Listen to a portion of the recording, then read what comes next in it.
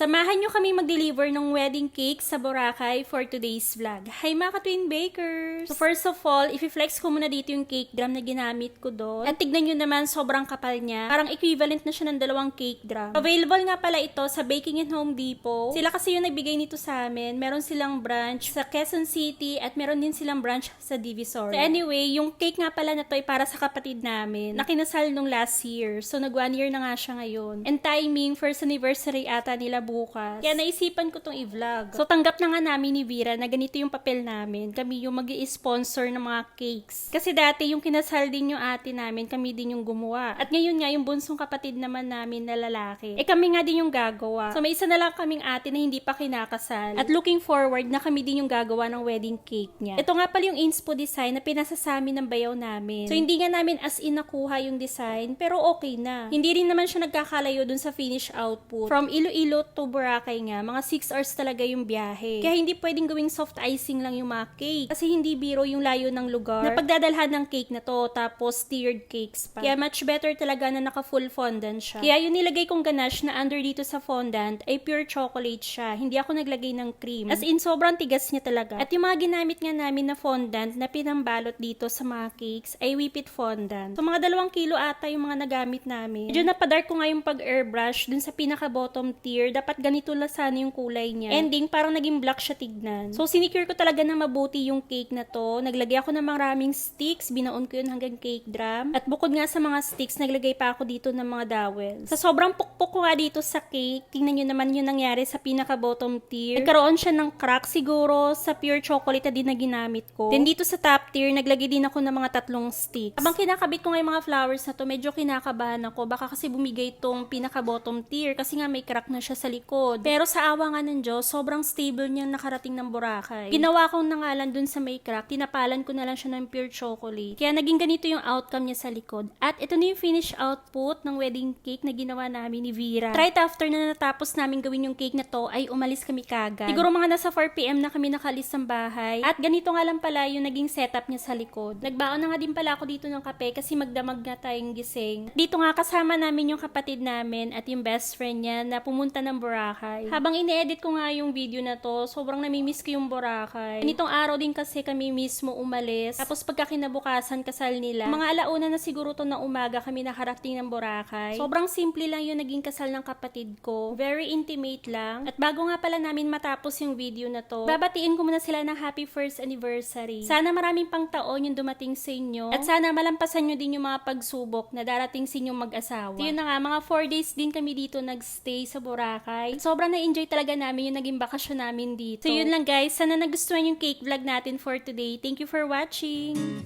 Yellow diamonds in the light, and we're standing side by side as your shadow crosses mine. What it takes to come alive, it's the way I'm feeling, I just can't deny, but I've gotta let it go. Woo! We found love in a hopeless place. We found love in a hopeless place. We found love in a hopeless place. We found love in a hopeless. We found love, okay, when it was hopeless. Woo! And I try hard. And you know this, so I wrote this 'cause I mean it.